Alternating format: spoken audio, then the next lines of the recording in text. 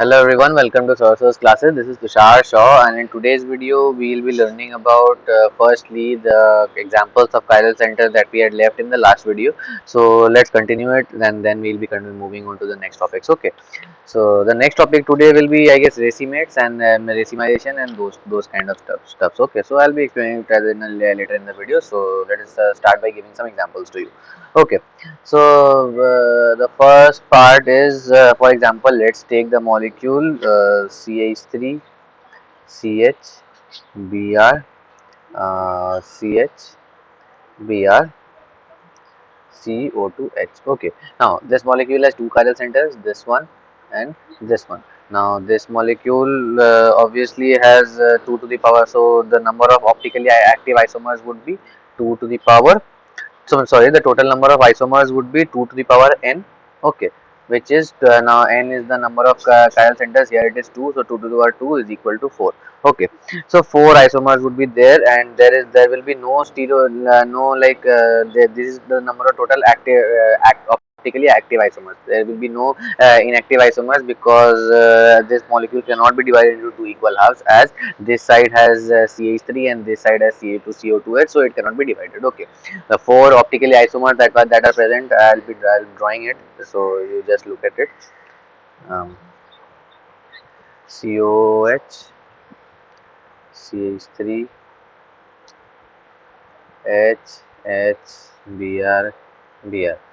The next is COH, CH3, Br, Br, H, H.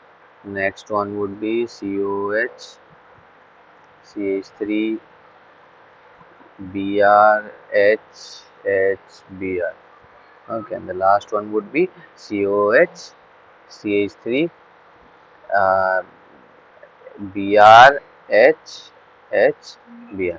Okay, so these four isomers are possible. All of them are optically active. All of them will get deflection in the polarimeter tube. Okay. Anyways, so let's move on to the next example. In this way, you have to learn to calculate the number of isomers that will be available by just counting the number of chiral carbons, and whether the whether the molecule can be divided into two halves by a mirror plane or not. Okay, let's take another example, number 2, which is this molecule CH3, CHOH, CHOH, CH3. Okay, name of this molecule is butane 2,3 diol. Okay, so this also has two optically active isomers. Okay, and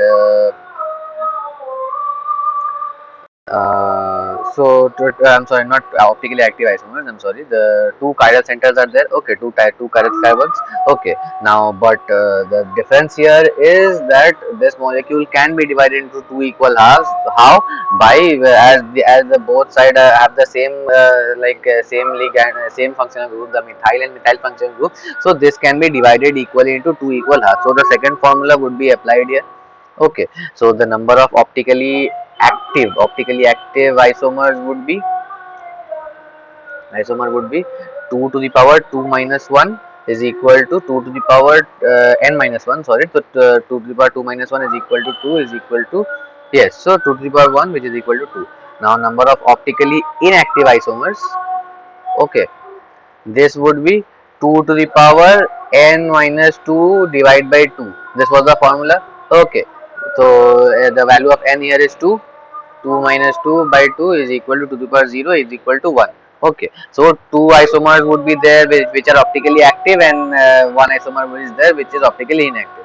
The most basic example that I have been telling you since the lots of days right now, which is tartaric acid. Tartaric acid has one meso compound and two active isomers. Okay.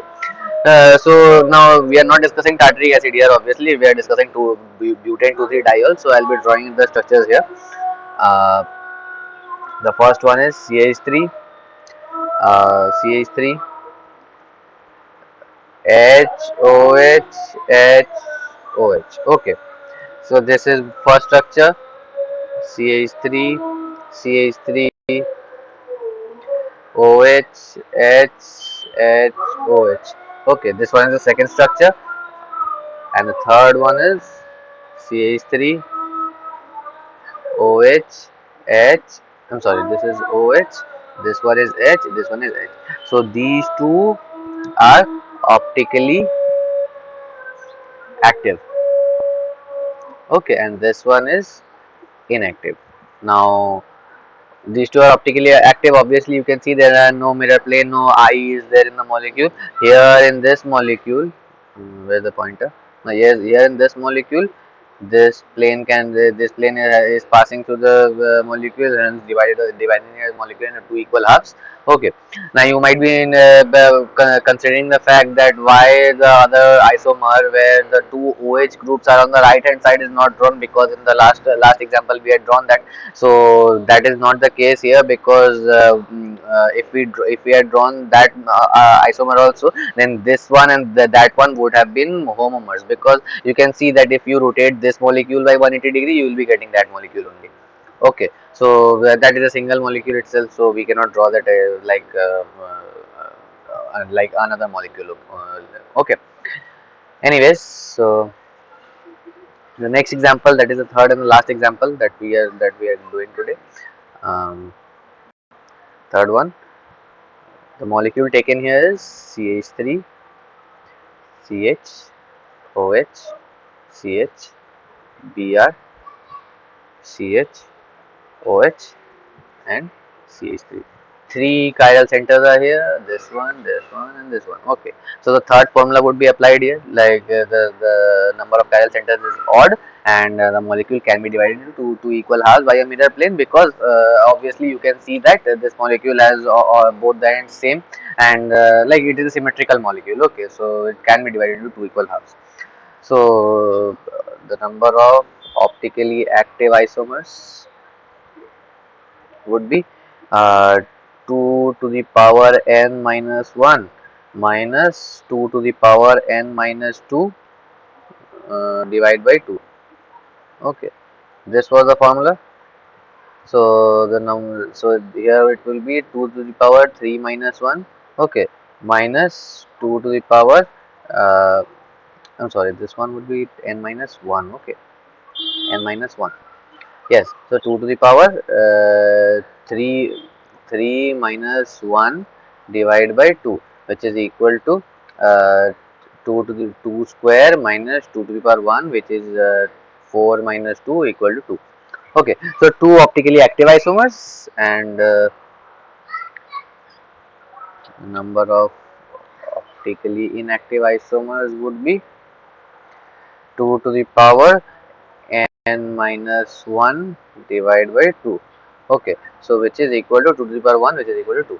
Okay, so four isomers will be on a total present, and the number of optically would be 2, and optically active would be 2, and inactive would be 2. Okay, so let us draw the structures. Mm,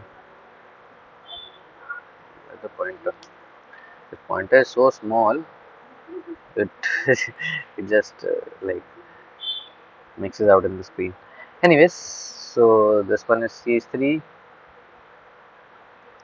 H, H, H, OH, Br, OH. One isomer, CH3, CH3, um, H, OH, Br, H, OH, H. Okay. The next isomer would be CH3, CH3, H, OH, Br, Br, H, OH, H. This would be one, and the last one would be CH3, H, Br, OH, and H, H, OH. Okay, so these are the four isomers that we will be obtaining on drawing different isomers for that molecule, and among all of them, these two are inactive. You can see that mirror plane is passing through each of them, dividing them into two equal halves, and these two are active. Okay, optically active and optically inactive. Anyways, the example part is now done. Now let us move into the main topic that we were about to discuss today, that is racemates. Okay, racemic modifications. Racemic modifications. Okay. So what are racemic modifications? Now let us say we have a mixture of like when two enantiomers are like in a solution, we if we are taken for example, let us say we have taken D glucose. Okay, so in a solution of we have taken glucose in a solution, we have both the enantiomers, that is both the D and L isomers in equal amount. Okay, now the D must rotate the plane polarized light to the right, and the L isomer would rotate the plane polarized light to the left. So in a solution in which we have both the solutions in equal proportions, then if we in that solution, if we pass the plane polarized light, then no deflection would be occurring at all.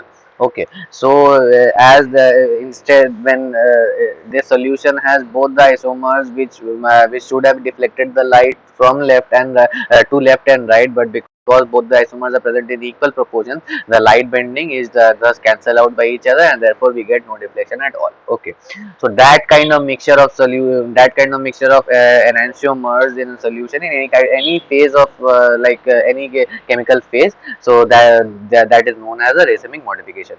Okay, so let us take an example here. um, let's say COH, CH3,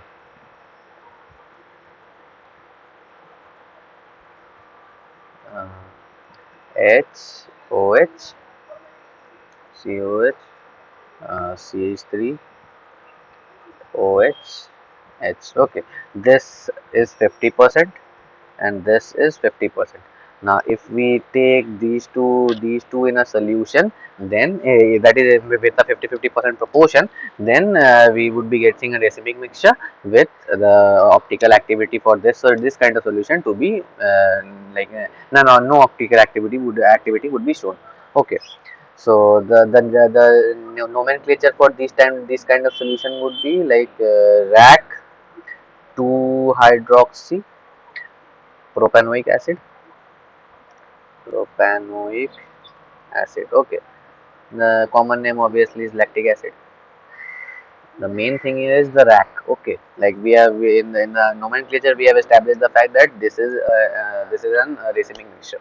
Okay, so this racemic mixture can be the racemization can be obtained in three forms, three chemical phases. Okay, so I will not be going into the details of those phases, but let me just mention so that you guys can it comes in various exams, but it is not so important. Okay, it is there in your syllabus, but not so famous. Okay, first one is the racemic mixture, or we may say the common name is conglomerate.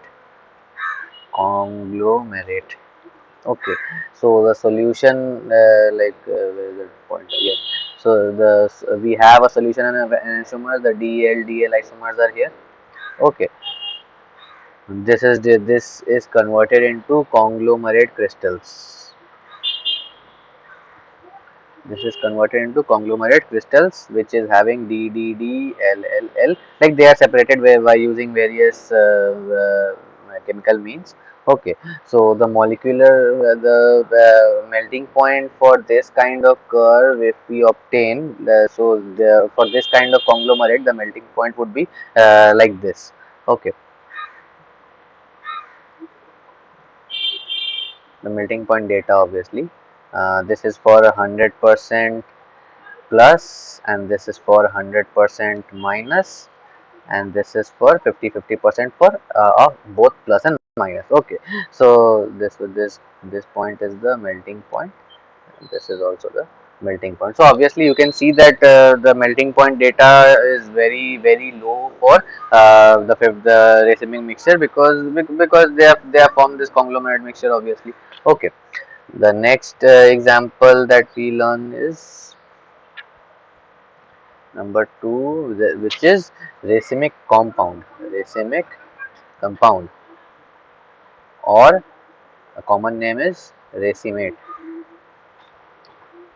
Okay, So here also we have a solution of isomers DL. Okay, we break them into racemate crystals. Okay, racemate crystals. This also has DL. Okay, so the molecular I'm sorry, not molecular. The melting point graph would look like this. MP MP. Okay, so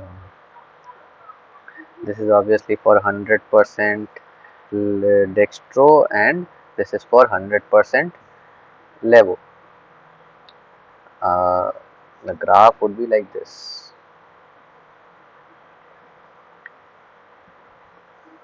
Okay, this point is for 50% racemate. Okay, so this point is for racemization. This is a melting point curve. Like for the racemate at the exact 50%, there is a slight increase, but that is nothing compared to the melting point of the whole 100% solution. Okay, the last type of this video, which is the racemic solid solution. Racemic solid solution. This is not so important. Okay, this one is not so not so famous and not so widely used. The racemate and the conglomerate are the main ones. Okay, solid solution is it is a very difficult to achieve chemical phase, so it is not simple, not so like widespread. Okay, so you have DL solution of enantiomers. Okay, uh, now this is converted into DDL and LLD solid solution. Okay, with various proportions. The melting point does not vary here at all. Like for the 100% plus for 50% racemate. I'm sorry, the solid racemic solid solution. Racemic solid solution, and for the 100% minus, the melting point is same for everything, for every case. Okay, so let us wrap it for today's video. We'll be in the next video. We'll be starting with racemization as a new topic. Okay, how can we racemize different solutions? Okay, so thank you for this video. We'll see you guys in the next one.